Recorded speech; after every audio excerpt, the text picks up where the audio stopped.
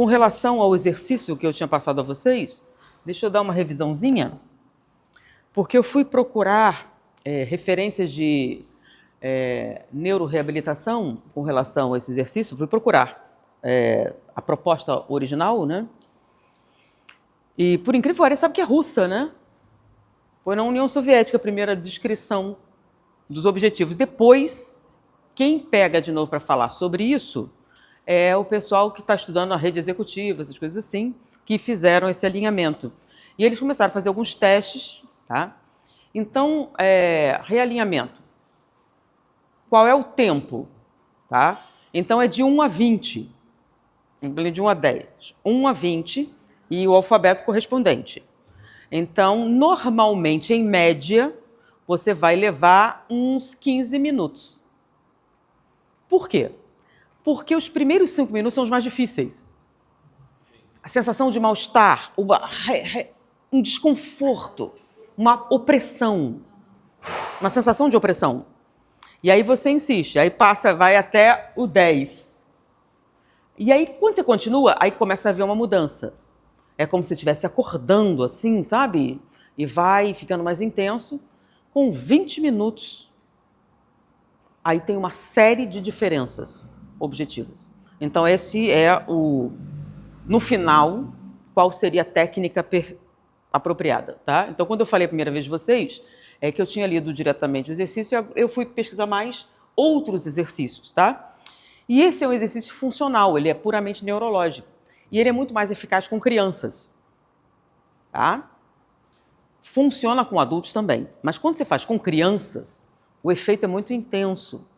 Mas é muito desconfortável para os professores, o depoimento dos professores. Porque a criança começa a ficar mais inquisitiva, ela fica mais participativa, ela fica mais questionadora e menos obediente. Aí diz, mas a obediência é uma coisa boa. Eu não quero que meu filho... Não, mas não é nesse sentido. É que a criança não se conforma tanto. Lembra? Tem crianças mais tímidas, etc.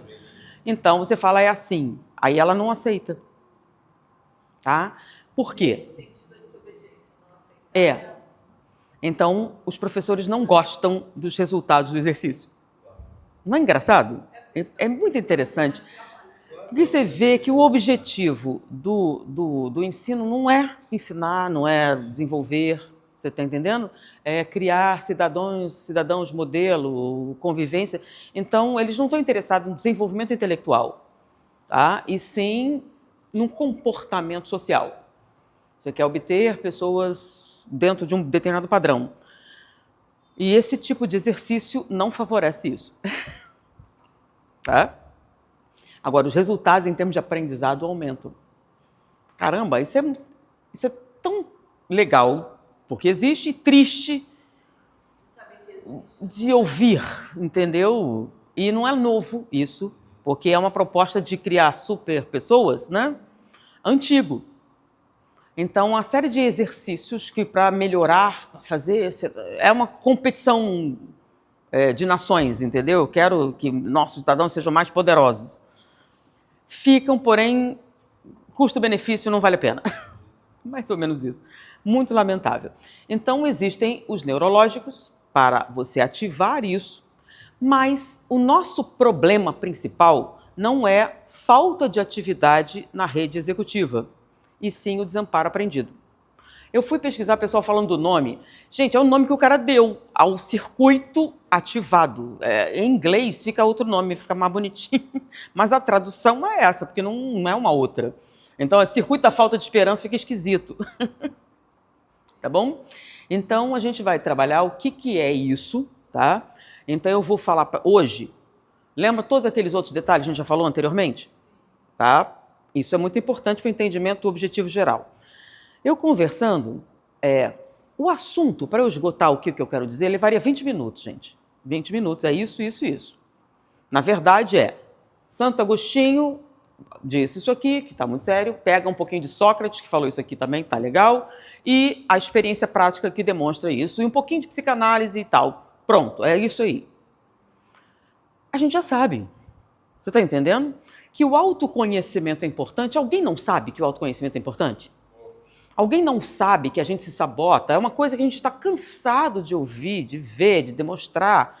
Ok, mas isso se traduz em alguma aplicação prática na nossa vida? É isso que importa. O que adianta você saber um negócio? Isso não muda absolutamente nada. Então, eu já sei o problema, mas é ok. Como é que eu resolvo o problema? É essa a questão, tá? Então, a gente já leu a importância do autoconhecimento, a importância da prospecção profunda, de você entender suas motivações, etc. Até que a única coisa que controla é a consciência. Ok, tudo isso é verdade. Mas o que é que esse estudo, o que eu pretendo então? A questão é, quando você torna isso tão concreto, ele se torna inevitável. Porque você não vai ter mais nenhuma desculpa para começar agora. Não existe mais difícil. Não existe mais uma desculpa emocional. Você está entendendo? E aí você não vai mais poder se enganar dizendo eu sou uma vítima das circunstâncias. Tá? É uma escolha. Você escolheu isso e acabou. Tá? E aí você tem que lidar com isso. Só que a nossa natureza não é essa. Se você chegar nesse ponto, lembra, você chegou, só sobe. Se você chegar nessa situação de questionar a sua escolha, isso é maravilhoso. Você está entendendo? O problema não é escolher. O problema é a decisão que você já tomou. Bom? Então, eu vou falar do Seligman, eu não sei Seligman, como é que pronuncia, tá? O Desamparo Aprendido, mas eu vou retomar alguém que eu já falei antes, que é o Alan Schneider. Lembra que eu já falei do Alan Schneider? Que ele estudava a resolução de problemas, etc. E um problema específico. Essas duas pesquisas, tá, eram coisas distintas, eles estavam pesquisando coisas diferentes, com motivações diferentes. E eles tiveram conclusões bem diferentes também, tá? Porém, essas pesquisas se encontram quando a razão por trás dos resultados que as duas pesquisas apresentam está na mesma situação. Rede modo padrão e rede modo executivo. Bom? Nos dois casos. E ele vai falar de dois extremos muito interessantes. O problema é só o desamparo aprendido? Não. Esse é um problema sério. Tem um outro problema muito sério que é eu já sei. Então, os dois problemas são nada que eu faça vai mudar alguma coisa e eu já sei isso. Pronto. Os dois dão o mesmo resultado. Ineficiência, diminuição de desempenho e incapacidade, quando chega a determinados níveis. Simplesmente paralisa, não produz mais. Ok? E nós vivenciamos esses dois lados normalmente. Sendo que o ideal é o quê? O que é que... E nós já sabemos fazer, nós somos programados para fazer isso, você está entendendo? A nossa natureza não é uma nem outra. Tá? A nossa natureza é resolver problemas. Nós somos geneticamente programados para fazermos isso com eficiência. Eu escuto as pessoas, a gente tem problema, é como se a gente nascesse para ser errado.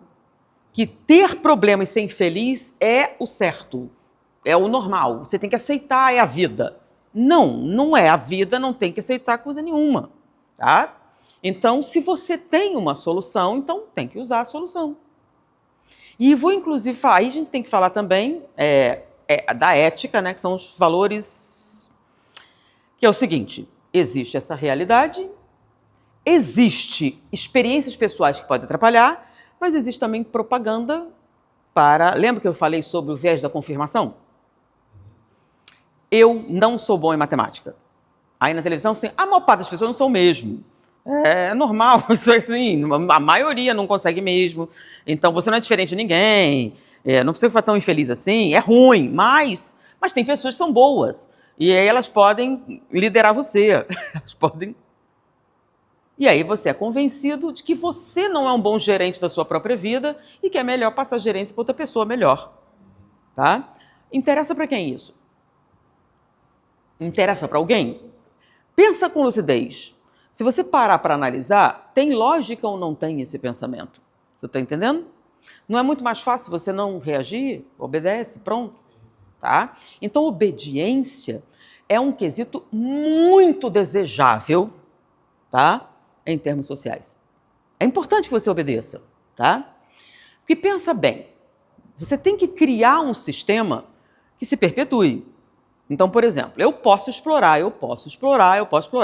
Mas se vocês começarem a passar fome, realmente, num determinado momento vocês vão se revoltar. Não vão? Sim, claro. Então, como é que eu faço para vocês não se revoltarem? Então, eu tenho que criar algum subterfúgio.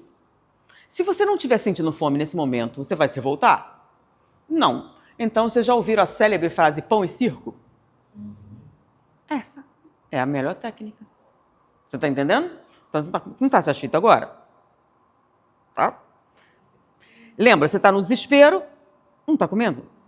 Enquanto assiste uma peça maravilhosa, um show incrível, tem uma luta de gladiadores incríveis, e a gente faz um espetáculo maravilhoso, enquanto você lancha.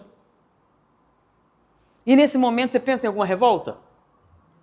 Você está saciado. Revolta é um negócio sangrento, um negócio difícil, trabalhoso. E depois você come um lanche desse e assiste um show, então você descansa e dorme. Não é o ideal, mas amanhã, outro dia, tem outro show. Compreendeu? Então, assim eu vou levando. Se pesar a mão, aí tem uma revolta ou não, mas se você mantiver um equilíbrio entre o pão e o circo, o negócio vai. Não muito, para você não achar que pode levantar sua cabeça, mas não tão pouco que você ache que não tem nenhuma outra saída. Foi? Então, se você está convencido de que nada que você fizer vai fazer diferença, não é melhor?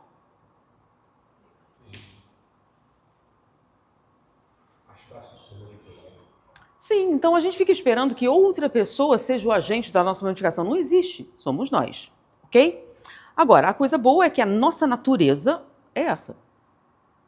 Não é natural esse comportamento. Por isso, uma insatisfação profunda, doenças, transtornos. Você está indo contra o que você foi. O seu cérebro, ele foi programado para funcionar de determinada maneira. Você está entendendo? Lidar com as coisas de determinada maneira.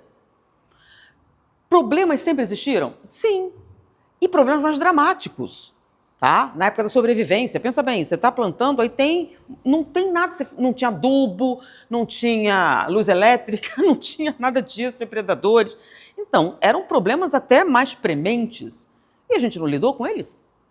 E se a gente pensa em termos de saúde mental, nós nunca tivemos tanto conforto, tá? E bem-estar como temos hoje. Como assim?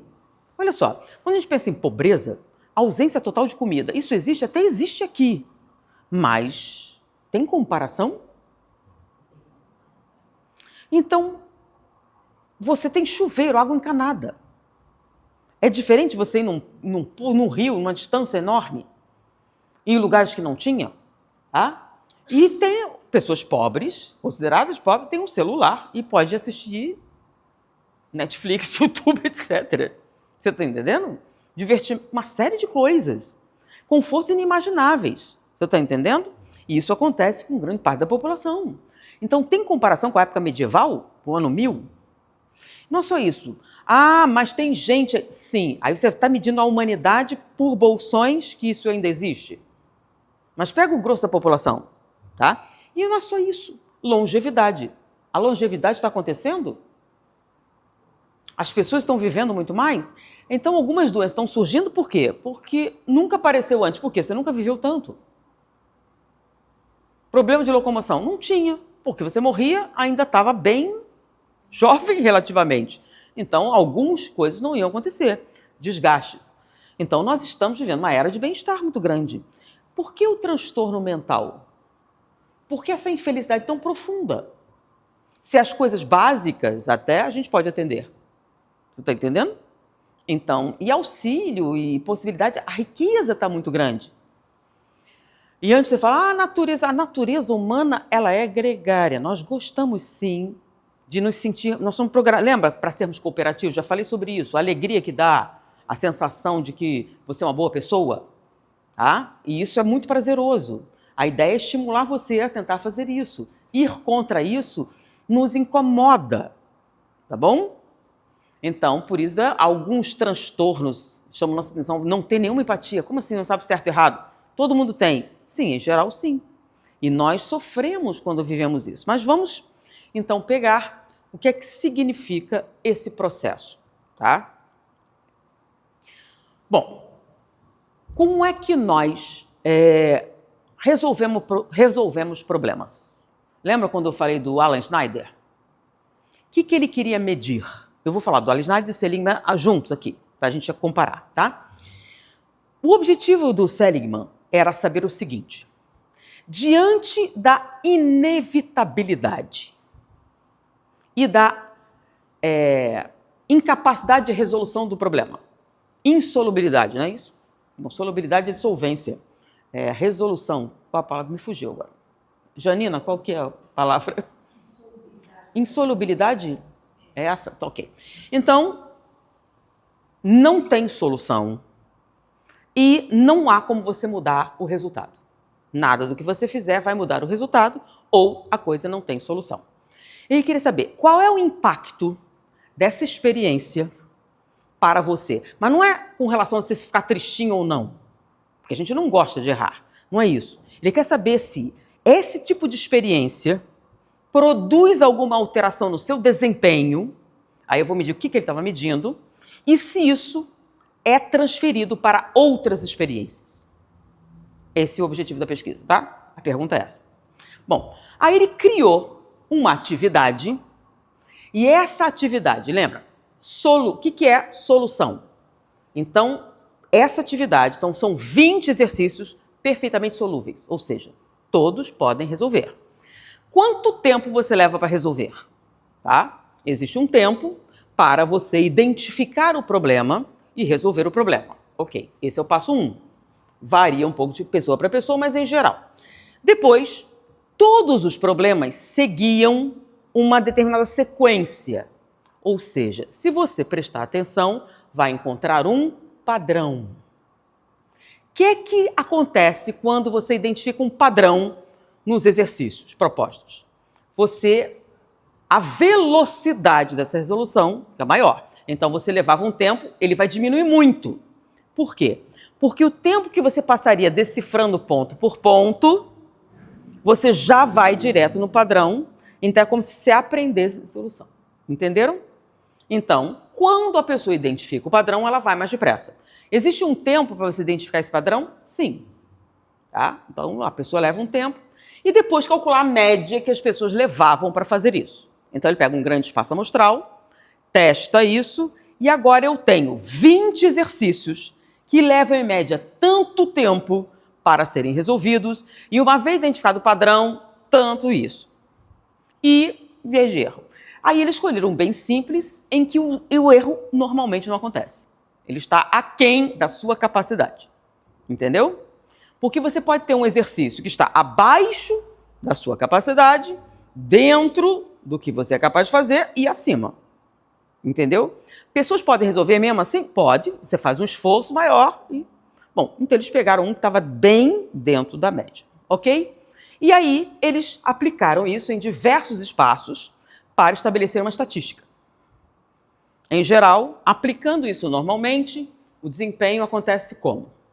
Para que isso era necessário? Para a gente ver o impacto que isso teria se você vivenciasse a inexorabilidade. Ou seja, ensinasse você que você não vai conseguir resolver.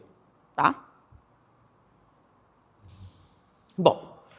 Como é que é estabelecido isso? A gente já sabe toda a matemática envolvida. Por que eu estou descrevendo assim, gente? Eu quero uma demonstração bem clara, nenhuma dúvida de que o experimento físico foi feito e os resultados aprendidos. Isso da década de 70, tá? Bom, estabeleci. Agora eu vou aplicar. Então eu aplico o seu desempenho, está tudo dentro da média, tudo certinho. Aí temos e dividimos em 2 grupos, ok? Eu preciso de um espaço para fazer a comparação. E aí, o que acontece? Durante o processo, depois de vocês fazerem várias vezes, você já tem uma noção de desempenho, identificar um padrão, etc. Eu coloco diante de você um problema insolúvel. Por que eu chamando problema insolúvel? Porque eles usaram várias técnicas diferentes. O anagrama é um, aí outros tipos, entendeu? Um problema insolúvel. Ok. O que acontece quando você topa com um problema insolúvel? Aí eu faço paralelo com Allen-Schneider aqui, tá? Tem uma outra situação, não é essa que nós estamos falando, tá? O problema não tem solução. O que vai acontecer? Você vai tentar resolver e não vai achar uma resposta. Por que não vai achar uma resposta? Porque não tem uma resposta, não tem resposta nenhuma. Correto? Olha que pergunta importantíssima. Se você está diante de um problema que não tem resposta nenhuma, agora esquece a biologia filosoficamente, tá? A culpa é sua?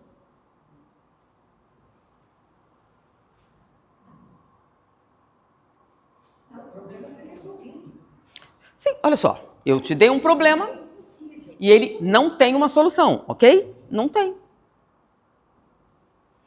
Isso é uma coisa absolutamente normal? É uma coisa que faz parte da nossa realidade? Sim ou não? Existem coisas que você não pode fazer? Por diversos motivos, tá? Então, existem coisas que você não pode fazer no momento, mas não significa que você não possa fazer no futuro. Sim ou não? Existem coisas que você não vai poder fazer nunca, ok? Existem coisas que você não tem a ferramenta para fazer. Então, sem essa ferramenta, é impossível, a não ser que você a conquiste, tá? Essa ferramenta pode ser uma coisa física ou um saber. Sem esse saber, você não pode fazer isso. Acontece também? Então, essa impossibilidade pode ser o seguinte: esse problema não tem solução no momento, ou eu não sei resolver. Isso existe ou não existe? Se você não sabe resolver, esse problema para você é insolúvel. Significa que seja insolúvel para outra pessoa? Tem algum problema nisso? É lógico? Então, quando nós falamos assim, é algo lógico e simples, correto? Então, quando você se depara com um problema insolúvel, qual é a emoção que você deveria ter? Qual é a emoção apropriada? Qual a resposta apropriada a um problema insolúvel?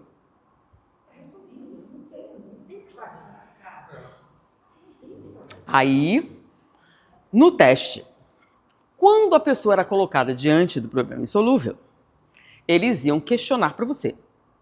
Eles queriam... Lembra que a pesquisa é sobre desamparo aprendido. É sobre o impacto dessa experiência para a sua atividade futura, certo? Então, não interessa se é tristinho ou não. É claro que ninguém gosta de perder, isso é óbvio. Mas não é isso que ele queria saber. Tá? Então, qual é a resposta apropriada diante de um problema insolúvel? Aí, existem duas vertentes naturais que algumas pessoas seguem, tá? Então, no primeiro momento, existem duas vertentes comuns. Após isso, eles reforçavam a experiência da insolubilidade para ver o impacto que isso haveria. Não era uma ideia emocional, tá bom? Apesar disso acontecer. Então, vamos lá. Você está diante de um problema insolúvel. O que é que você sente? O que é que você faz? Então, quando eu pergunto, não consegue resolver? Não. Por quê? É aí que você vai dizer qual vertente você vai utilizar. Conseguiu resolver, Cláudia? Não. Por quê? E aí, existem duas possibilidades, tá? Isso não é relevante na pesquisa em si, mas é relevante para nós aqui, para a gente reverter o processo. Bom? Quais são essas duas vertentes? O que pode acontecer diante da incapacidade de resolver o problema?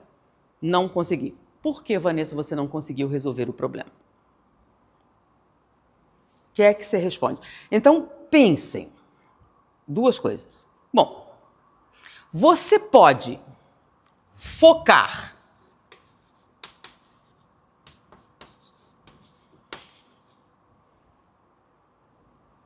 na pessoa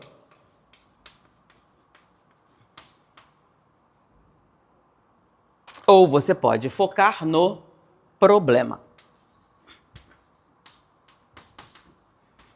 Quais são as duas respostas? Na verdade, uma é mais comum do que a outra. Quais são as duas respostas que existem? Só tem duas respostas possíveis porque você não resolveu o problema. Então, o que significa focar na pessoa? Sua resposta é? Eu não sou capaz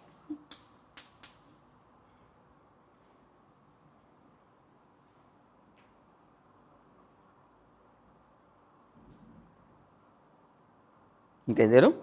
Você está focando em quem? O problema. Então, olha só. Por que você não conseguiu resolver o problema? O problema sou eu.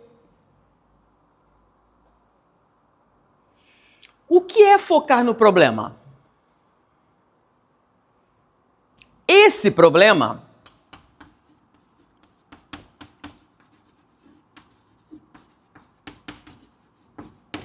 não tem solução.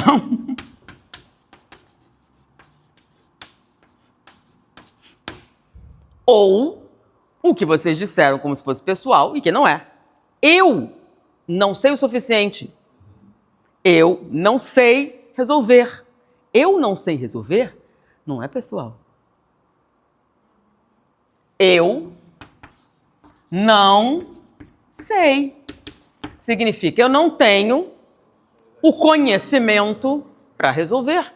Eu não sei o que significa. Eu não sei resolver esse problema. Você não saber resolver o problema não é um problema. Quando você diz eu não sei resolver, você está focando no quê? No problema. Esse problema não tem solução. Você está focando no quê? Essas duas respostas vão depender do problema que você foi exposto. Então, por exemplo, se é um problema qual você tem conhecimento, e tendo com visão tem um conhecimento, você vai dizer, ele não tem solução. Eu tenho certeza que eu sei, mas não tem solução. Agora, você desconhece alguma coisa sobre isso, você não achou a regra, não... Então, eu não sei. Você pode não saber alguma coisa?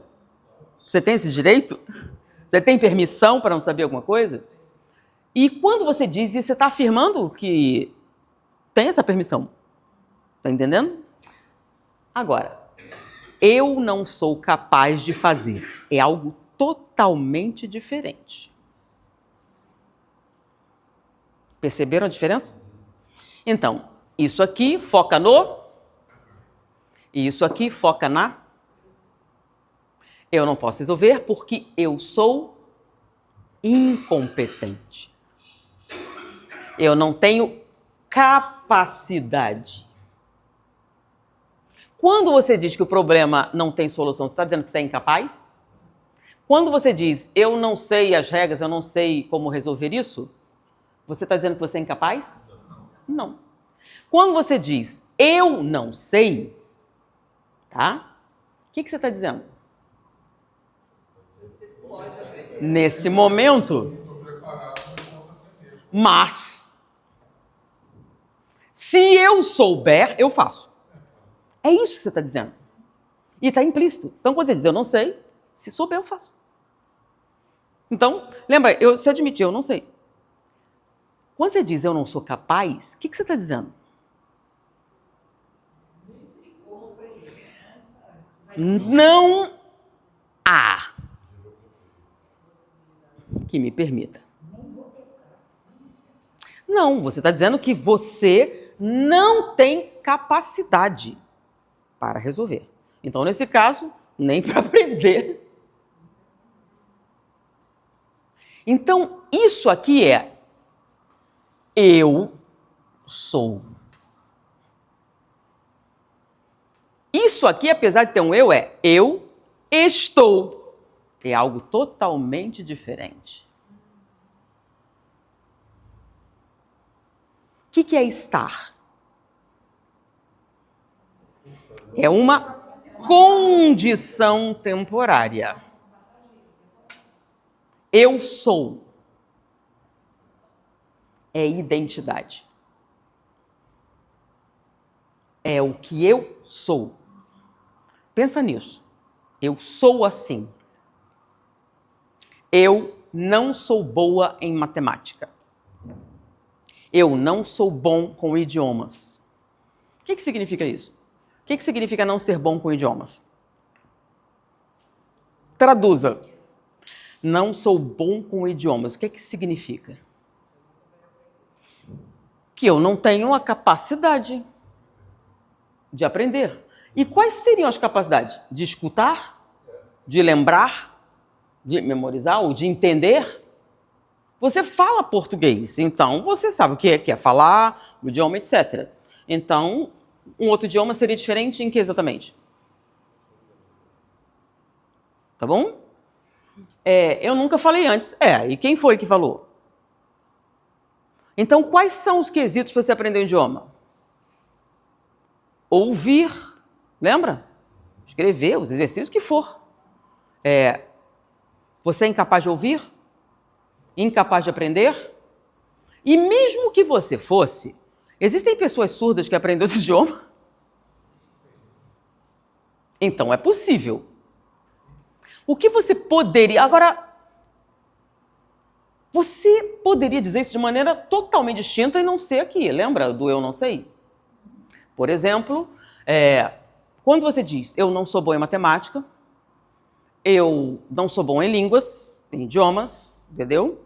Na verdade, está dizendo que não é capaz. Agora, olha, tem aqui, mas eu prefiro cerâmica. Você pode preferir cerâmica? Você tem o direito de gostar mais de cerâmica do que matemática? Você tem o direito de escolher, empenhar o seu tempo em aprender cerâmica e não matemática? Sim. É o mesmo que dizer que não é capaz? Não. Então, você pode aprender outro idioma? Sim. E você sabe que pode? Sabe. Você está disposta a despender o tempo necessário para adquirir essa habilidade? Não, eu prefiro outra coisa. Isso é um problema? Não. Isso afeta você? Não. Então, você sabe que pode aprender matemática, que pode aprender idioma, você pode aprender o que quiser, mas eu prefiro aprender isso. É um direito seu, não tem nada errado. E você sabe disso? Isso afeta a sua autoimagem? Gostar mais de cerâmica do que matemática afeta a sua autoimagem?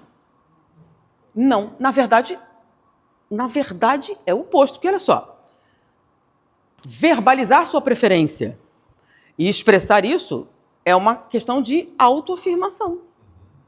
Entendeu? Eu posso ser o que quiser, mas eu escolho ser isso. Entendeu como isso é importante? Mas é isso que está falando? Não. Então, por que você está fazendo cerâmica? Porque não sou bom em matemática. Por que que você está fazendo assim? Porque eu não sirvo para... Então, o que você está fazendo atende às suas necessidades? Ou é dos males o menor? Já que eu não sirvo para isso, então, qual é a coisa menos pior? Então, procure aquilo que você é bom. Olha só essa fala.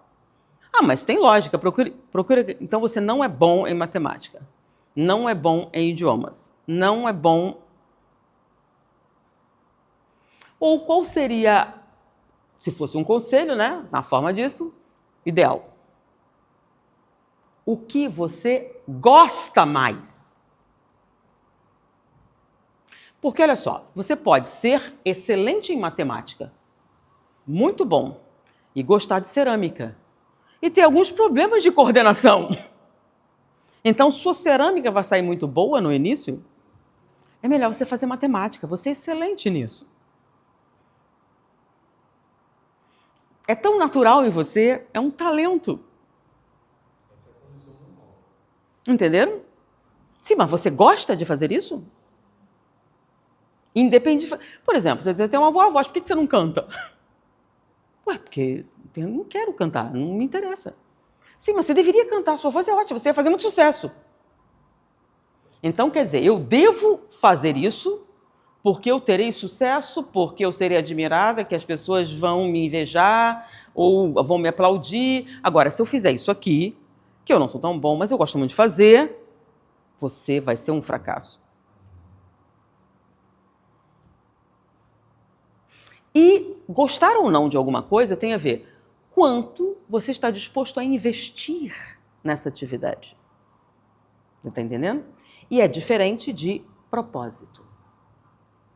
O que é um propósito? Propósito, pensa bem, você está disposto a sofrer para obter um determinado resultado?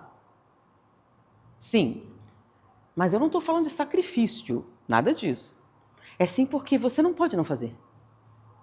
Não é sobre a resposta dos outros, é sobre a sua autorrealização.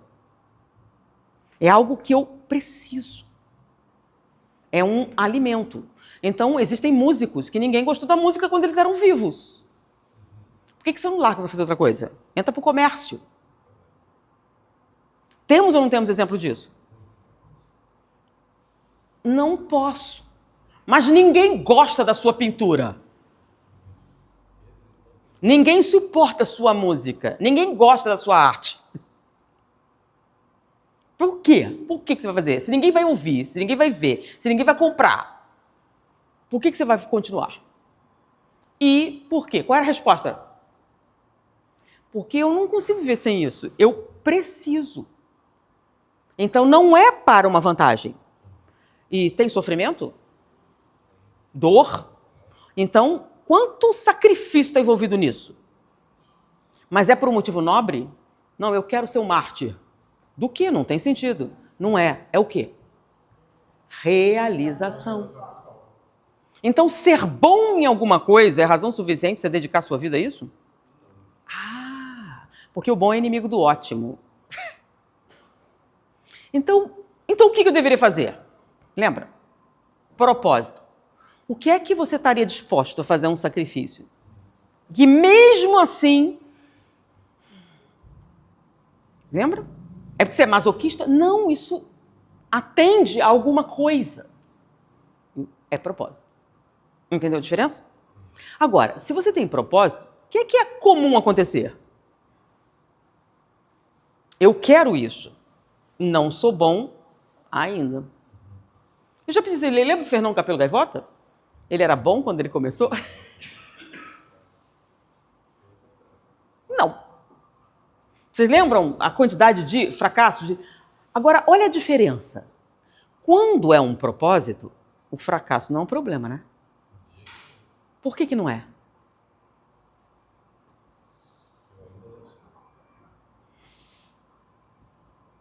Mas não é por falta de tentar.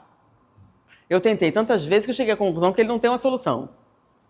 Mas eu vou tentar a tua abordagem. Não é assim que funciona? E é o aplauso das pessoas ao redor que está motivando você? Então, como é que eu sei se é o que eu estou sentindo? Então, pensa bem. Ninguém nunca vai saber que você conseguiu. Você vai querer assim mesmo? Entenderam? Então, essa diferença é muito importante. Muitas vezes nós estamos vivendo o sonho de outra pessoa. Matemática é muito difícil. Você é tão bom, vai fazer. E eu vou ter um destaque, é uma coisa de... Mas é o que preenche esse seu vazio que for?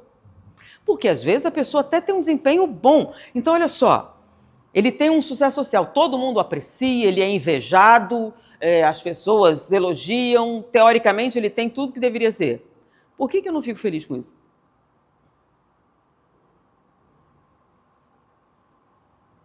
Por que às vezes você tem inveja de algumas pessoas que teoricamente não deveria ter? Porque o cara é um pé rapado, não conseguiu nada. Por que isso? É porque ele parece tão feliz consigo mesmo. E ele aparentemente ele demonstra isso. Porque dá para você saber? Lembram daquela leitura inconsciente? Pela postura, pelo jeito. Então, teoricamente, ele está sofrendo. Inclusive, às vezes, as pessoas... Por que você está realizando aquilo que te preenche, as pessoas ficam com inveja.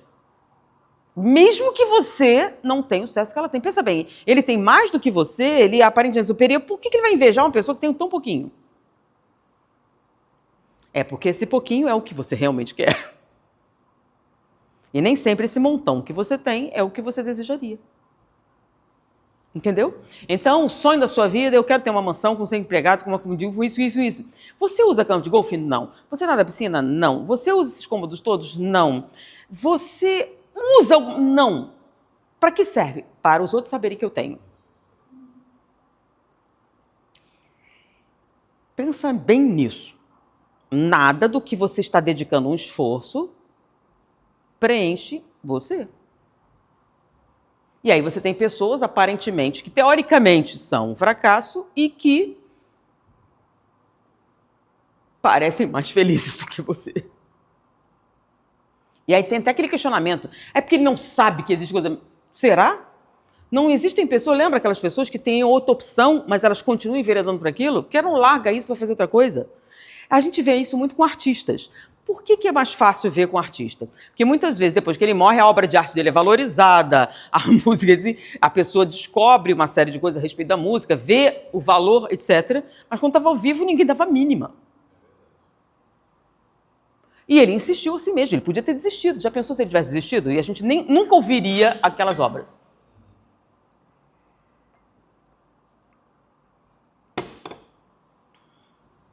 Aí, eu vi uma pessoa falando que era marketing. Não é só marketing não, gente. A flauta mágica é marketing. Obras de Mozart, de Bach, Johann Sebastian, puxa, miserável. Coisas lindíssimas. E não tem nada a ver com marketing. Você coloca e a pessoa tem um impacto. Então escolhe aí um monte. E artistas. E aí tem bailarinos, então fica mais difícil, que o bailarino é uma performance. E ele dedica horas e sofrimento, etc., por alguns minutos. É o aplauso? Não, alguns não foram aplaudidos, mas eles... É a alegria de fazer aquilo. Tá? É a autorrealização. Isso tem mais a ver com propósito que com desejo. E não tem a ver, eu sou bom nisso, eu tenho aptidão, eu tenho uma facilidade. Porque a gente pode ter facilidades genéticas, facilidades sociais, você conviveu, aprende algumas coisas, mas não é o que você deseja. Compreendem essa diferença? Então, você não é capaz? Existe alguma coisa que você não seja capaz? Ou é uma questão de dedicação? Então, a pergunta não é se você é capaz ou não. Você está disposta a despender o tempo e investir o necessário para adquirir a excelência nisso ou para resolver, se é do seu interesse? Ok, a gente está falando filosoficamente, está falando da pesquisa? Não, tá? Mas a gente conseguiu fazer o paralelo entre as coisas que nós falamos antes e depois? Ok, tá? Isso aqui em si ainda não é um problema. Então, esse aqui já tem um antecedente, tá? Isso aqui é o normal. Tá? Então, se você está diante de um problema que você não consegue resolver, existem duas possibilidades. Quais são? Esse problema não tem solução. Ou eu não tenho o saber necessário, a aptidão, ou o que for, para resolver. Das duas situações, isso é um demérito. Existem problemas insolúveis? Então, por exemplo, eu quero essa direção. Não é possível, eu tenho um abismo. Ah, mas isso é insolúvel. Depende da época. Então, eu vou ter que contornar. Contorno enquanto... Agora, contornar não é suficiente. Então, vamos tentar fazer uma ponte. Vocês estão entendendo? Eu não tenho tecnologia. Aí, à medida que a gente evolui, a tecnologia surge. Tá? Algumas coisas não eram possíveis de ser feitas, mas agora são. Porque a gente já adquiriu materiais, a gente adquiriu conhecimento, tecnologia. Então, coisas que eram impossíveis, hoje são perfeitamente naturais. Agora, tenta imaginar isso na época anterior. Situação impossível, não consigo visualizar. Tipo, ficção científica. Sim. Então, vamos pensar numa coisa. A gente está muito preocupado com estrada, né, ferrovia, locomoção. E eu me lembro de alguns livros de ficção científica, um portão. Você entra aqui e sai em outro lugar. Através do... Não é possível? A gente sabe que o tecido, tempo e espaço, existe pensamentos possíveis. Agora imagina, a gente preocupa, poluição, um monte de problema. Se a gente acha a tecnologia para fazer um portão, entrou, já sai lá, acabou. A poluição, querosene, petróleo, bateria... Você está entendendo? Você estrada, onde você quiser, no momento... Vai ser ou não vai ser uma diferença enorme? Dá para a gente conceber como é que vai ser a civilização, se isso for possível? O pessoal fala muito sobre empregos, né? Quer dizer, é muito admirável você ter que cortar cana durante 8 horas no dia? Sendo que é bem mais, mas vamos considerar que ele está dentro das leis trabalhistas. 8 horas por dia cortando cana.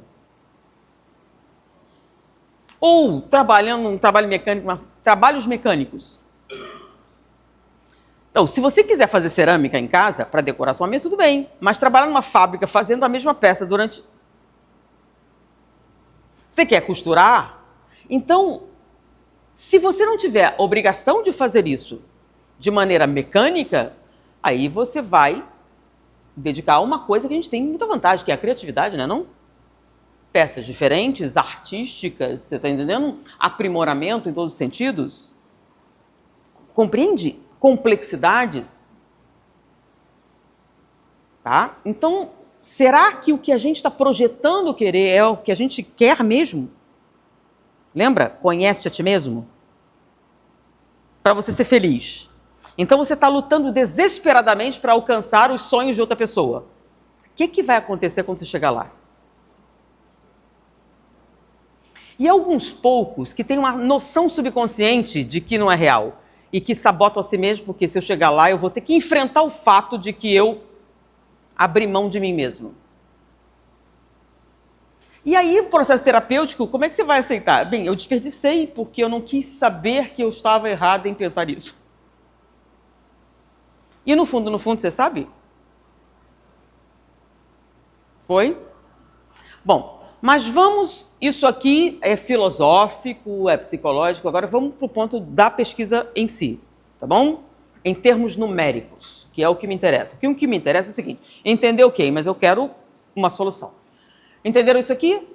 Beleza. Então, você vai estar diante de um problema que não tem solução. Qual é a sua resposta diante disso? A sua resposta é um ataque a si mesmo, ou seja, você vai culpar a si mesmo por não resolver o problema. Isso é o quê? É intelectual? É um processo de raciocínio? É o quê? Tem um nome para isso, por exemplo? Você está diante de uma dificuldade e você vai direto para o quê? Para um ataque a si mesmo. Tá? Então, quando você está diante de você diz, eu não sou capaz, eu não sou bom o suficiente, tá? Só que, neurologicamente, isso tem uma ação física. Esse tipo de pensamento tem uma ação física. Esse aqui, não. Então, você está constatando que esse problema não tem uma solução. Pronto. É um fato. Na verdade, no momento em que você está dizendo isso, significa que você resolveu o problema. Entendeu? O resultado é esse ou não tem. Então, é zero, não tem nenhuma opção. Significa que você resolveu o problema. Compreendeu? Inclusive, não tenho material suficiente para opinar. Também você resolveu o problema. O que você fez? Eu vou... Teoricamente, você adiou temporariamente. Eu não tenho esse conhecimento, mas se eu tiver, eu posso tentar de novo. Então é muito comum, pô, eu não consegui. Eu vou dar uma estudada. É o professor, aí alguém apresentou para ele, poxa, eu não consegui resolver. Eu vou dar uma estudada. O que ele vai fazer? Ele não fala, eu não sou capaz. Eu vou dar uma estudada. Ah, gente, eu vi. O que aconteceu? Então, quando você diz que não sabe, você está o quê? Temporariamente, não posso responder. Só isso. Então, é algo emocional, eu vou adiar a resposta até que eu tenha mais. Quando alguém faz a pergunta, diz, poxa, eu não li nada sobre isso, não sei. Qual o problema? Existe alguma coisa errada em não saber? Existe alguma lei que diga que você tem que saber todas as coisas que existem? Agora, tem pessoas que vão... Você não sabe isso? Não. Como você não sabe isso? Acontece. Mas olha a acusação. Fatalmente, normalmente quem faz questionamento é aquele que associa isso. Então, as coisas que ele realiza não são tarefas ou problemas. A nossa vida, a gente tem uma série de tarefas. Eu preciso de comida, eu preciso de um lugar para dormir, Isso são o quê? Tarefas que eu preciso realizar para a sobrevivência. Você está entendendo? Ela não define a sua identidade. Você pode ter gostos diferentes? O que eu gosto não. Sim, isso não é um problema, isso é quem você é. Qual é o problema sério? É quando você questiona a si mesmo.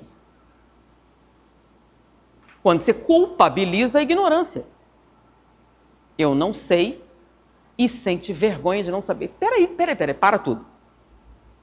Isso é ou não é um problema sério? A vergonha de não saber produz o quê? O que a vergonha de não saber produz? A perpetuação da ignorância. Porque quem tem vergonha de não saber não pergunta, não questiona, não corre atrás. Como ele tem vergonha de não saber, ele não quer que os outros saibam que ela não sabe. Então, como é que você faz para esconder que não sabe?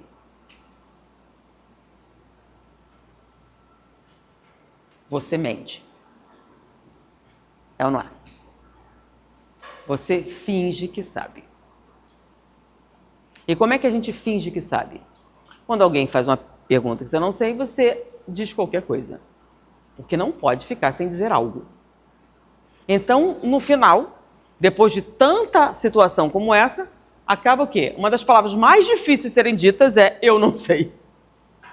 Que deveria ser algo perfeitamente natural, porque em inúmeras circunstâncias você não saberá a resposta de algo. E veja bem, como é que você vai pôr água num copo que já está cheio?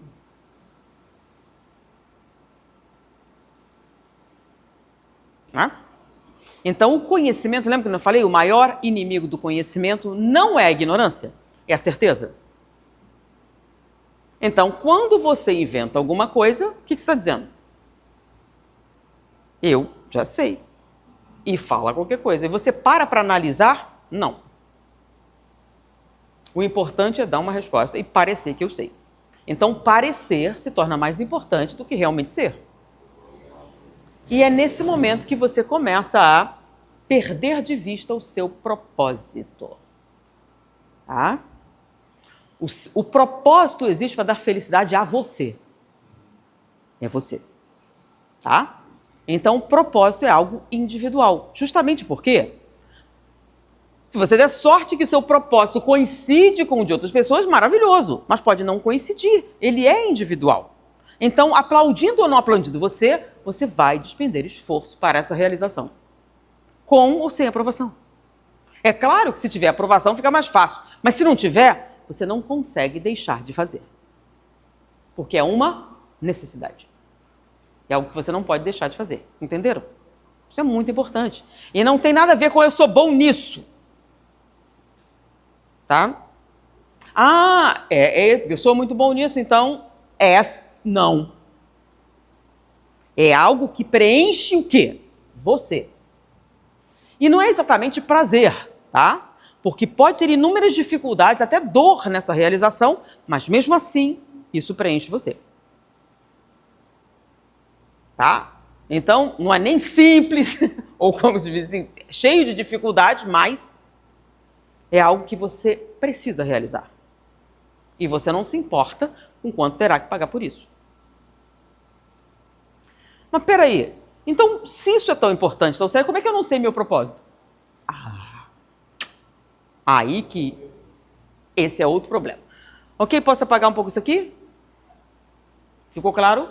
Então, como é que o processo foi iniciado, os objetivos, as respostas? Então, identificando isso aqui, tá? Como é que você reage diante da ausência de solução?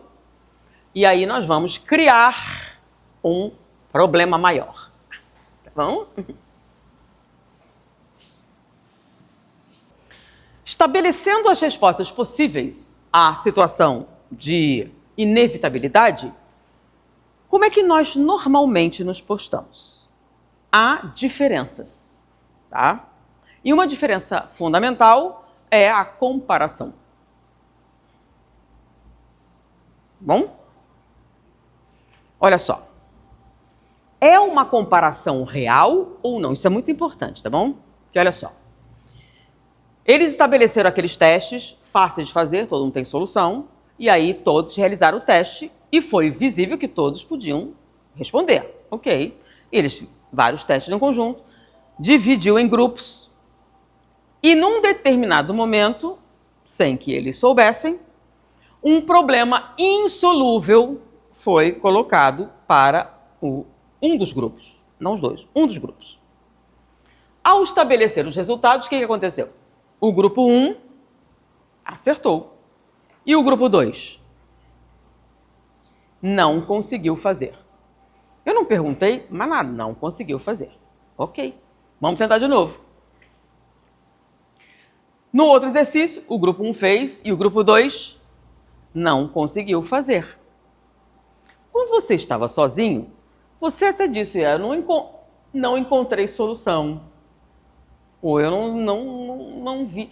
Por que você não dizia que não era capaz? Porque era um anagrama, algumas coisas bem simples. Então, você sabe como é que funciona. Era muito mais comum você dizer, não tem solução. Mas no momento em que você estava num grupo e eles resolviam, você em algum momento questionou se era o mesmo problema? Não. Mas seria um pensamento possível? Então, se você não estivesse focado na comparação, você teria pensado nisso?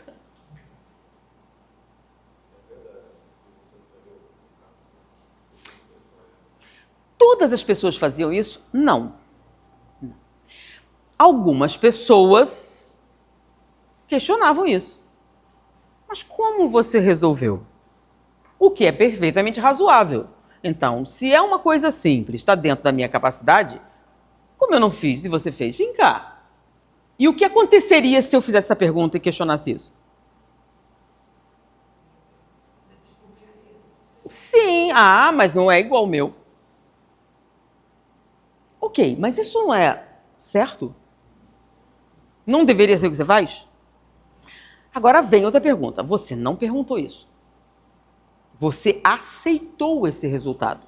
Você aceitou que ele acertou e você não. Por que você aceitou esse resultado?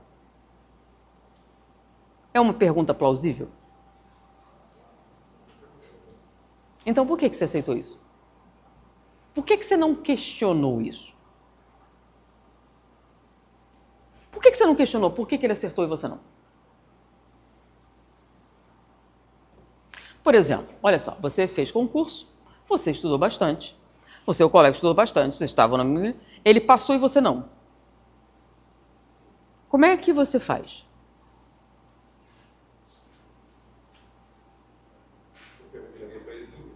Vem cá, o que você fez? Como é que foi?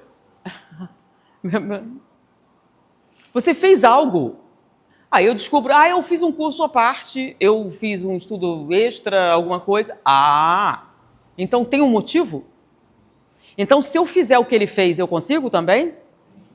Perfeitamente normal. Tem alguma coisa errada nesse comportamento? Aliás, é o comportamento mais eficaz diante de um problema? Então, eu e você, você e eu não. O que você fez diferente? Conta aí pra mim. Qual é o seu segredo? Por quê? Porque olha o pensamento razoável. Se ele conseguiu, eu também consigo. É só eu saber. Mas é o que você faz? Sim. Sendo um problema de solução não urgente, não há situações em que é interessante eu não perguntar a quem já resolveu, porque eu quero desenvolver metodologia própria, ou quero encontrar uma solução ainda não encontrada. Isso aí você está falando do dia a dia. A gente está falando do experimento de Seligman, para estabelecer de onde vem essa situação. Eu estou falando de algumas situações pré-existentes, tá? Porque o correto, o saudável, o dentro dos padrões biológicos desenvolvidos pelo cérebro, é você responder que esse problema não tem solução ou eu não sei fazer. Correto? Eu não sou capaz, é uma resposta razoável? É uma resposta verdadeira? Então por que você deu essa resposta? Se ela não é razoável e não é verdadeira, por que você deu essa resposta? Ela vem de algum lugar, tá? É isso o que a gente quer saber, tá bom? Agora, isso pode sair de um... A gente está falando... Eu estou falando em níveis diferentes, gente, porque eu notei que se eu focar só na filosofia, só no negócio fica disperso, tá? A base do que eu vou falar é neurológico, tá bom? É um condicionamento que você adquiriu e pode desfazer. Agora, as raízes disso são as mais diversas, tá bom? Então, razoavelmente, dentro da nossa biologia, tá? Não existe alguma coisa que você não possa aprender, se estiver disposto a isso. Então, o que faria discrepâncias entre a velocidade de aprendizado ou o aprendizado? Não estou disposto a fazer, ou não quero fazer isso, tá? É um problema você não querer fazer isso? Ou preferir fazer outra coisa? Então, por que a gente tornou isso um problema? A ponto de criar infelicidade. Depois a gente vai chegar nisso. Então, estamos falando que dentro do nosso processo neurológico normal, tá? Se nós não fizermos nenhum desvio, o natural, o óbvio, é esse. Então, eu tenho um problema, eu tento resolver o problema, não achei uma solução para o problema. Porque não sei ou porque não tem solução. Sim ou não? Existe uma outra opção? Não. Eu não sou capaz de resolver o problema. É a resposta? Porque você é ou não é capaz de resolver o problema se tiver solução? Aí lembra que todos os problemas tinham solução? Então vamos lá. Eu fiz o teste e vocês tinham problemas insolúveis. Haviam algumas pessoas que questionavam isso, mas não foi a maioria. Bom? Depois a gente discute isso. Vamos só falar dos resultados, depois a gente vai avaliar o que foi obtido. Beleza. Aí eu repeti isso algumas vezes. Parei. Num outro momento, eu trago testes totalmente solúveis, dentro da sua capacidade, relativamente fáceis. Na verdade, eu vou pegar os mais fáceis para esse momento. E tem um padrão semelhante. Todos têm o mesmo início, a mesma coisa. E que seria simples. Lembra da velocidade? Lembra que a gente calculou? Quanto tempo leva para resolver? Quanto tempo para encontrar o padrão? E qual a velocidade média para a resolução? Ok? E a gente testou isso em vários lugares. Então, a gente já tem o quê? E aí, eu testo de novo. E aí, acontece algo estranho, que não aconteceu no primeiro momento. Lembra? No primeiro momento, todos estavam dentro da média. Após experiências repetidas de inevitabilidade de insucesso, tá? Não resolução, quando eu aplicava, havia uma nítida queda de desempenho. Esse grupo demorava mais para achar a solução. Ele errava, o que antes não acontecia, e não encontravam os padrões, que aumentariam a velocidade. Eles até resolviam alguns, mas eles tinham vários erros, que em nenhum outro momento, em outro grupo, apareceu. Aí a resposta, a explicação é que eles tinham um problema. Não, tinham um problema? Eles eram incapazes de resolver os problemas? Eles tinham alguma limitação intelectual? Não, nada disso. Agora a gente precisa da explicação desse resultado. Agora, isso se transferia para outra atividade que não tenha nada a ver com essa? Entenderam? Era esse o objetivo. Eu queria saber se essa experiência, esse resultado, iria se transferir para outra atividade. Se vocês teriam uma queda de desempenho mediada por isso. E, infelizmente, sim. Ok? E isso se perpetuava? Sim. Tá? Mas peraí, então sempre acontece? Aparentemente, sim, mas é natural? Olha só, se isso sempre acontece, é uma coisa. É natural? Não. É algo inevitável? Não. Por quê? Quando você estava sozinho, você aceitava que problemas podiam não ter solução ou você não saber. E quando você estava em grupo, não.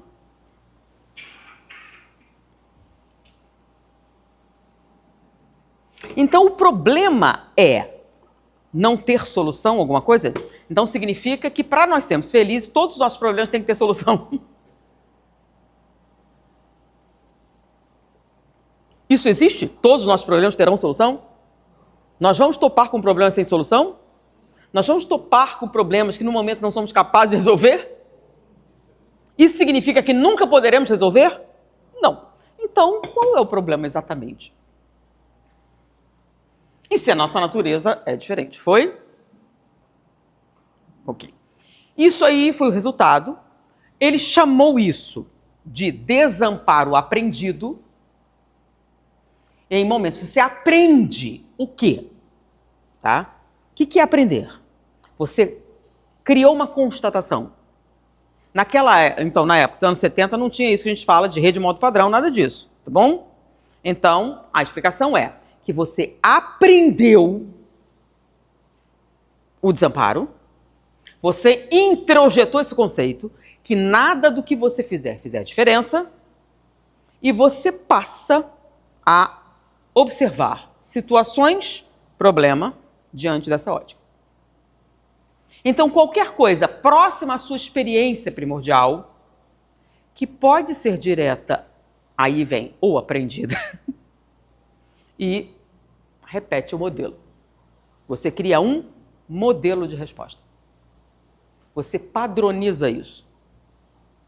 E exatamente qual a causa da sua incapacidade? Na época eles não sabiam, mas a verdade é que você não perdeu a capacidade está lá. Então, se você não resolveu, se você tem a capacidade de resolver e não resolveu, qual é o motivo, tá, por trás? Então, o que é o desamparo aprendido? Literalmente, fisicamente, agora não quero filosófica, tá? Então, fisicamente, o que é o desamparo aprendido?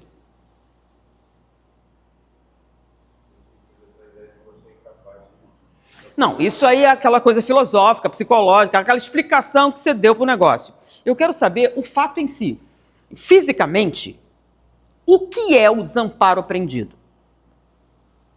O que é capacidade? Tá? Capacidade significa que você tem o necessário para realizar uma tarefa. Tá? Eu quero que vocês cavem um buraco. Ok. O que é necessário para cavar um buraco? Depende. É na areia? Eu posso usar as mãos. Eu tenho mãos, posso cavar. Não, é um lugar duro, então eu preciso de uma pá, uma picareta. Vocês estão entendendo? Então, vocês têm a capacidade para cavar o buraco que eu quero? Tem pá, tem picareta, tem tudo? Ok. Bom, eu não posso. Por quê? Porque eu tenho hérnia de disco. Então, você é incapaz de realizar essa tarefa. Tá? Maldade? Burro. Não, você tem hérnia de disco. E se você tem hérnia de disco, você não vai poder fazer esse movimento repetitivo cavar a terra. Compreendem? Então, capacidade é o quê? Você tem aptidão, você tem o necessário para realizar isso? Então, nós temos a capacidade de aprender? Existem pessoas que não têm? Que têm limitações? Sim ou não? Sim. Então, você pode ter dano cerebral, você pode ter limitações físicas para aprender determinadas coisas, tá? Então, se você tem cegueira, surdez, paralisia, isso pode inviabilizar uma tarefa ou outra. Então, você não tem a capacidade de realizar essa tarefa, porque você tem uma limitação. Vocês têm limitações? Não. Então, vocês são capazes de aprender? Sim. Mas eu não aprendo. E qual é a limitação que você tem? Nenhuma. Eu não sou bom nisso. E isso é um conceito moral? O quê? Mágico? Sobrenatural?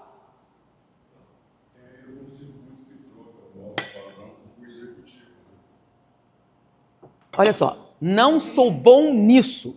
O que que se... Sim. Então, é uma crença. E o que é uma crença? Olha só, uma crença, o que você está dizendo, é para mim, quando eu estou julgando você, tá? Então, o que você está dizendo é uma crença. Mas quando você está dizendo, é o quê? Quando você está dizendo, é o quê? É esse o problema. É uma verdade, é uma afirmação. Você está entendendo? Então, quando você está dizendo, eu não sou bom em matemática, eu não sirvo para aprender inglês, eu não sou capaz de emagrecer, eu não consigo fazer isso, isso é uma verdade. É uma... Olha só. Você não está dizendo, eu suponho não ser. Tá? Você está dizendo o quê? Você está dizendo, eu sou assim.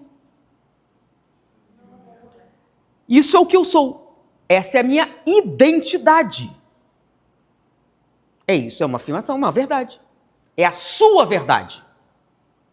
Tá? E a sua verdade é, lembra, você olha para o espelho e o que é que você diz de si mesmo? Lembra quando nós falamos? Quando você diz, eu sou gorda. Aí você diz, não, essa é uma constatação. Não, não é não. Isso é uma agressão. A quem? Ah, não pode. Claro que pode. Mas eu sou gorda. Isso é uma constatação, é um fato? Não, não é. O que seria um fato? Você olhar para si mesmo, nossa, eu engordei. Nossa, eu estou barriguda.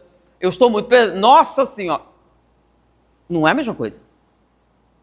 Então, eu sou. O que você está dizendo?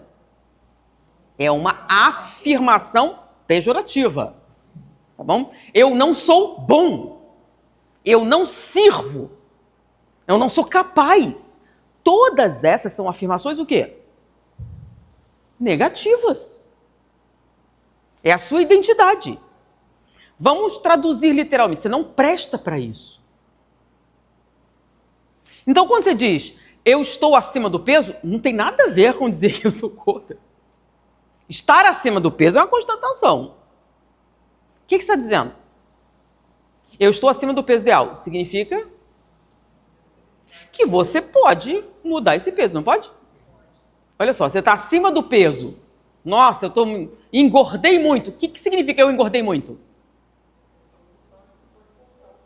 Ah, eu engordei. É diferente de ser gordo. Tem diferença ou não tem? Ah, mas não é sutil, não. É o que significa no seu cérebro. Ser gordo é identidade. Engordar é um verbo. Entenderam a diferença? As palavras, no que elas adquirem o significado, elas cristalizam. E o nosso cérebro é uma máquina para corresponder aos comandos. Então, quando você diz, eu sou, o que você está fazendo? Afirmando. E tudo que você vai fazer daí em diante é o quê? Confirmar isso. Porque nós odiamos estar errados. Então, quando você diz que você é gorda, se eu disser que você não é uma ameaça à sua identidade. E você identifica como uma ameaça. É a mesma coisa das pessoas, por exemplo, muito do Jô Soares, que ele teve uma época que ele estava muito sentia muito mal, porque não se via magro, se via gordo. Sim. E tanto é que quando ele voltou a engordar, ele identificou, eu sou gordo, mas ficou na dele, ficou muito bem com isso. É questão da identidade. Olha só, lembra quando você fala, eu sou? Sim. Você está colocando uma identidade em você. Agora, engordar é um verbo. Engordar é uma ação. Entendeu? Então, engordar e emagrecer são o quê? Ações que você realiza. Tá? Ser é o quê? Permanente. Você está entendendo? Então, quando você faz uma afirmativa dessa, se eu questiono, é uma ameaça. Se qualquer pessoa questiona, é uma ameaça. E como é que nós respondemos a ameaças? Não interessa se ela é imaginária ou se ela é real. Diante de uma ameaça, qual é a nossa resposta reflexa ou biológica?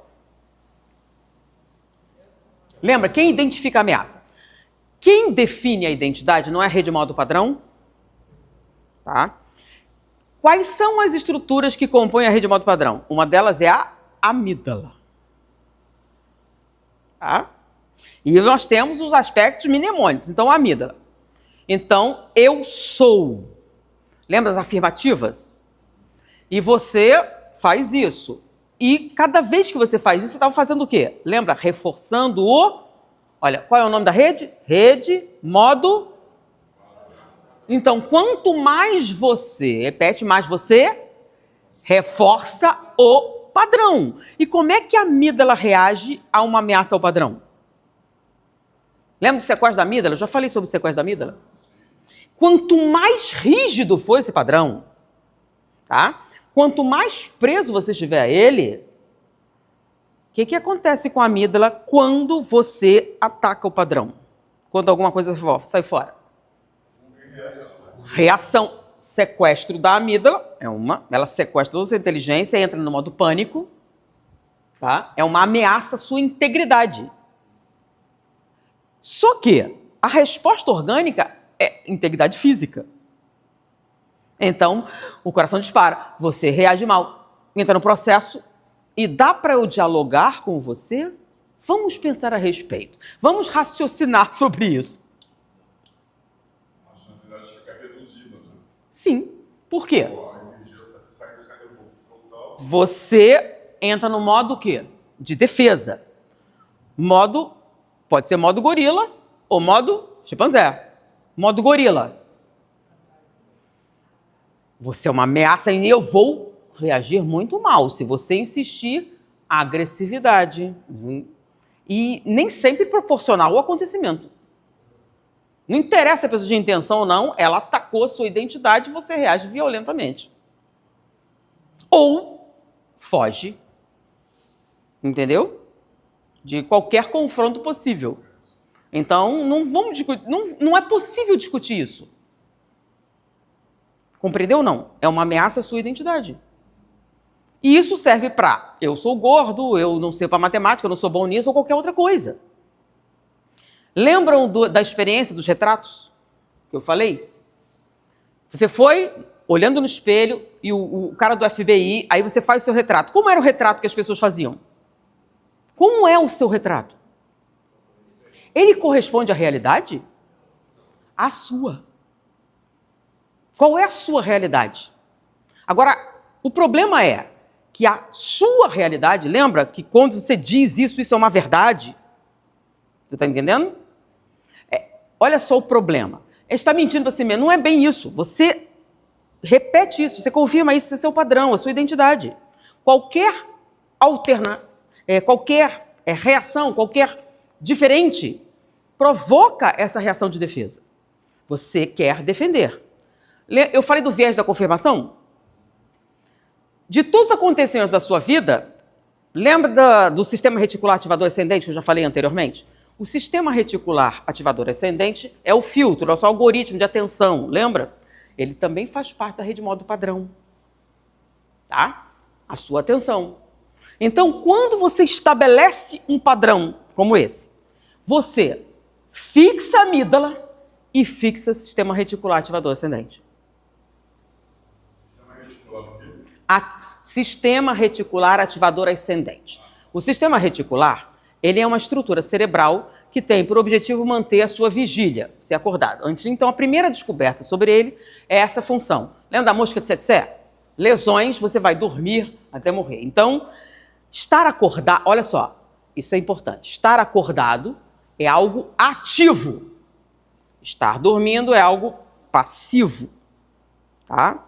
Focar a sua atenção é... Então, quem é que faz parte da rede modo padrão?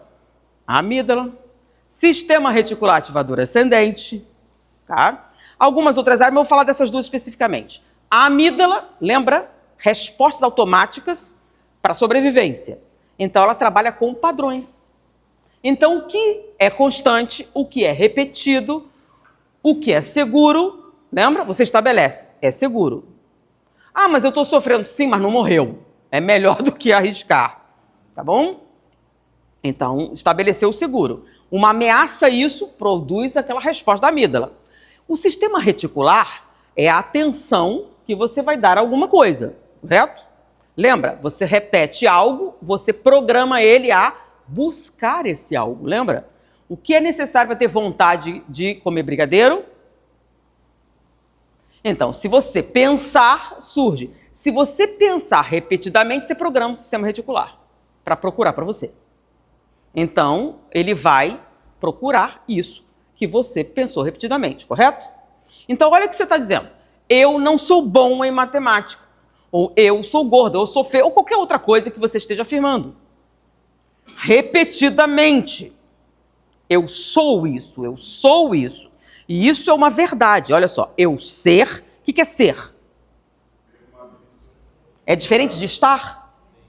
Então, estar é temporário, ser é identidade. Então, o que acontece? Você está programando o sistema reticular a prestar atenção em tudo que confirma isso. Viu? Eu não sou bom nisso.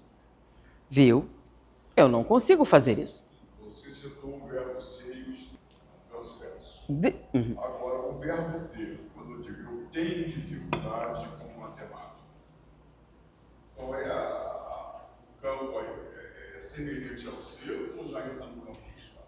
Olha só, eu preciso fechar o desamparo aprendido, tá bom?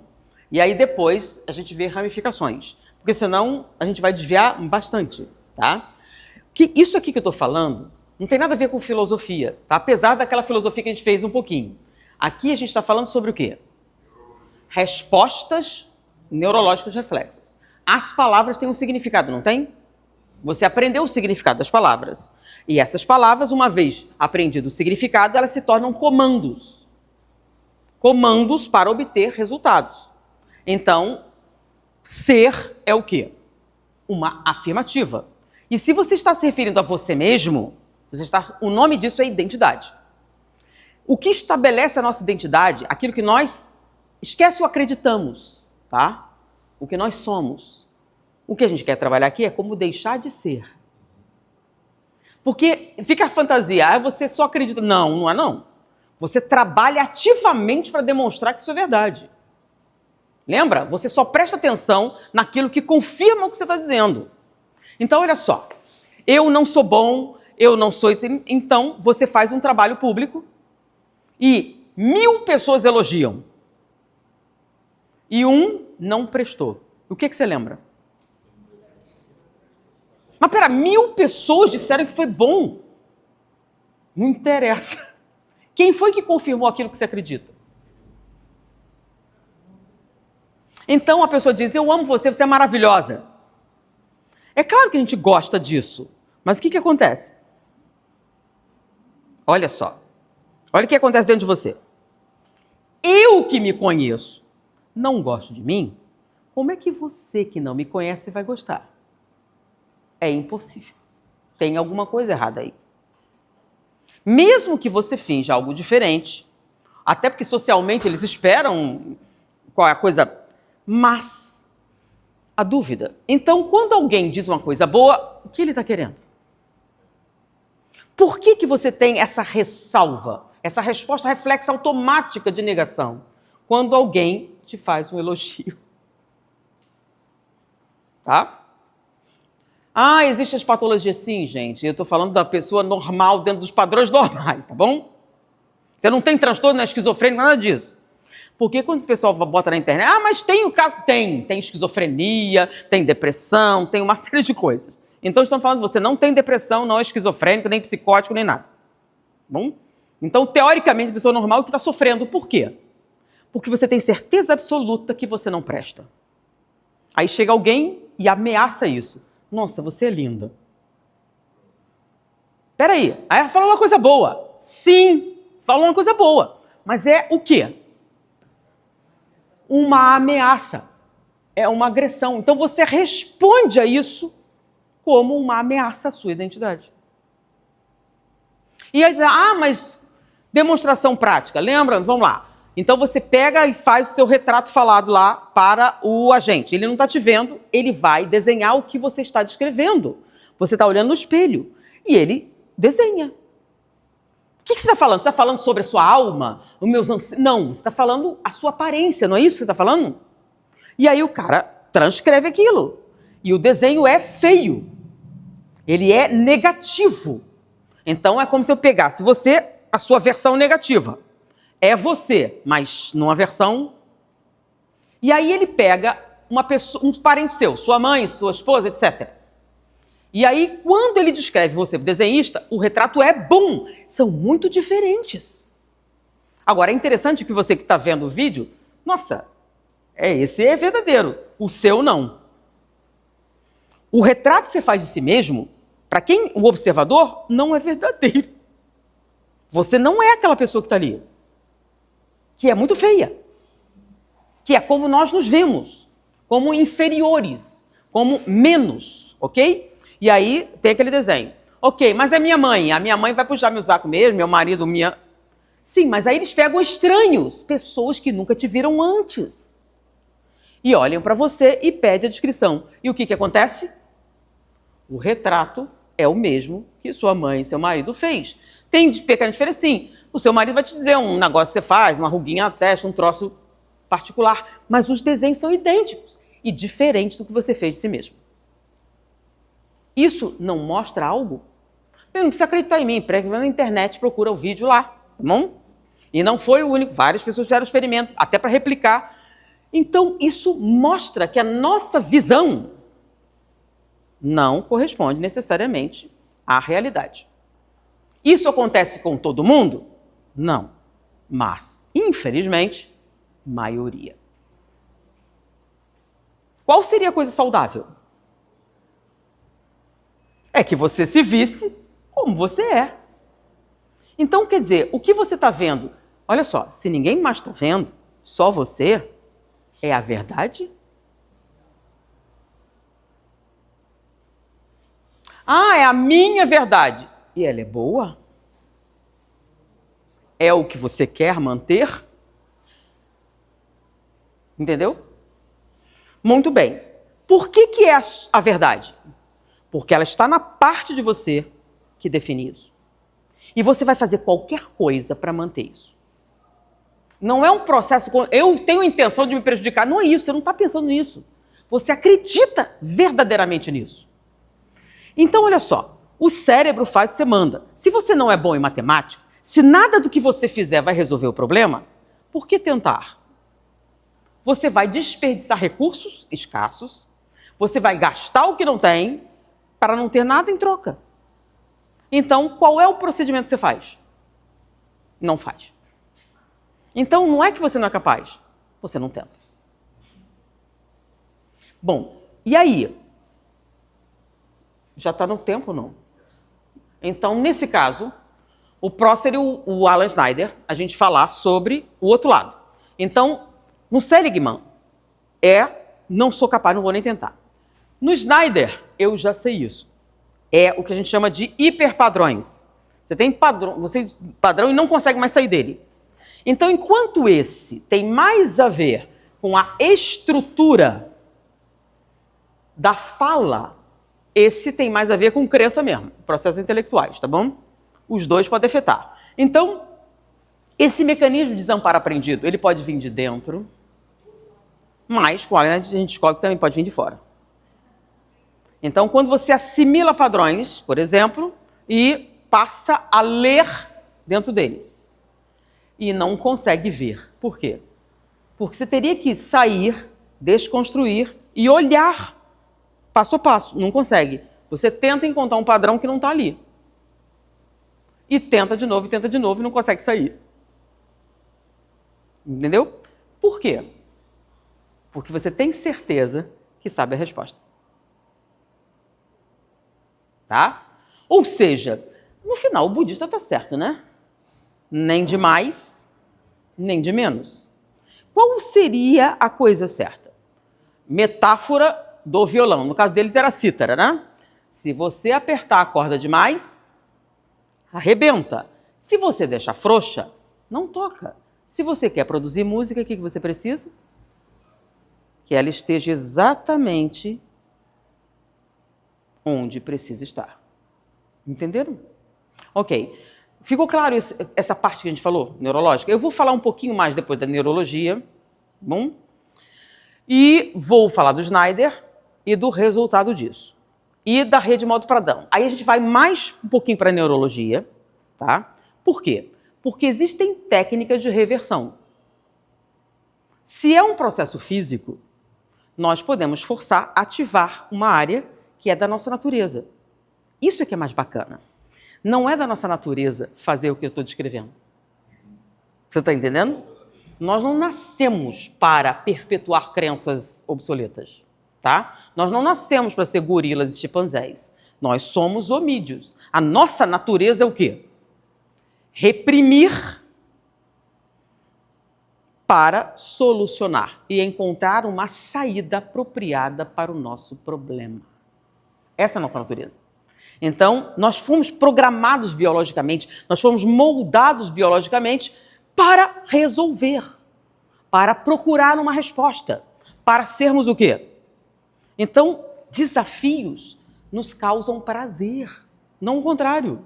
Tá? Eu quero uma vida sem... Eu não quero dúvida. Não! Nós fomos tão bem construídos para isso que, se não houver nenhum problema, se não houver nenhum quesito, se não houver nenhum desafio, nós ficamos infelizes. Entendeu? Não atende às necessidades. E nós começamos a criar um transtorno. Tá? Então, tem o tédio, passividade, uma série de respostas negativas à ausência de desafios. Então, nós crescemos com os desafios e fomos moldados para isso. Nós damos bem. Então, ter coisas para resolver não é a causa do nosso estresse, como alguns gostam de repetir. Existem problemas.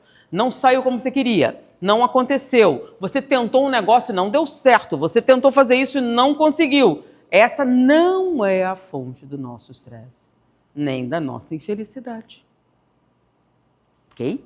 E temos inúmeras demonstrações de que, aparentemente, você traçou o objetivo, alcançou o objetivo e cadê a coisa? Não aconteceu.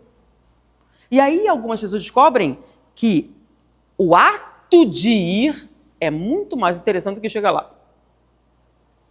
Tá? O que você gosta? Eu gosto do desafio, eu gosto do trabalho. Ah, acabou o trabalho. Nossa, eu achei que era o ócio. E não é. Mas eu comprei o sonho de outra pessoa, lembra? Fiz afirmativas sobre isso e quero perpetuar isso e luto para que seja verdade. E se você tiver um mínimo, por que você adia? Por que procrastina? Por que você cria um monte de subterfúgio? É o seu subconsciente tentando não falar não, se você chegar lá vai doer demais. Porque você vai descobrir que não é isso que você queria. E qual é a coisa mais triste? É você pensar quanto tempo eu desperdicei lutando pelos sonhos de outra pessoa. Ok? Então, a gente quer saber, isso é inevitável? De jeito nenhum. Nós fomos muito bem programados para o sucesso. E o que é o sucesso? É o dinheiro? É isso? É aquilo? Não. Sucesso é fazer o que você realmente quer fazer. Só isso. E não é necessariamente o que outra pessoa quer fazer. Lembra? Tem uma coisa tão óbvia que gosto Não se discute, tá? Você prefere creme ou chocolate? Quem está errado? Como assim? Sim, alguém tem que estar errado. Se um prefere creme e outro chocolate, os dois são sorvete, os dois são gelados, alguém tem que estar errado. Como assim? Isso é absurdo. Sim, se você acha que é absurdo, então por que você discute em outras circunstâncias? Eu prefiro o campo, eu prefiro a cidade. Eu gosto de jardim, eu gosto de matemática, eu gosto de... Vem cá, por que não pode? Entendeu? Tem lógica ser diferente nesse outro aspecto? Não. Agora, em nenhuma circunstância significa que você é incapaz, se não tiver chocolate, de comer creme. Os dois são sorvetes, são até gostosos. Mas eu prefiro esse. Foi? Ok. Então, na próxima, vamos completar o Seligman, a parte mais neurológica. Vamos falar do Alan Snyder, vamos comparar os dois. E aí vamos para o que realmente interessa. O que é a rede padrão? O que é a rede executiva? Qual a diferença entre elas? Tá? Gente, a rede padrão é uma coisa muito importante, tá? É essencial. E uma ferramenta útil. Lembra dos hábitos? Fazer ginástica, malhar, aquelas coisas todas que são importantes. Rede de modo padrão. Mas, para que serve a rede executiva? O problema não é a rede padrão, é não usar a executiva. Ok? Se você não usar a executiva, você não está sendo o que você nasceu para ser. Feliz, gente. Eu sei que parece estranho. Eu sei, não, isso é meio utópico. Não, tá forçando muita barra. Não, gente, mas infelizmente é isso mesmo. Você pode ser feliz em circunstâncias que para outras pessoas são impossíveis. Mas a pessoa está lá. Ok? E, gente, então até a próxima.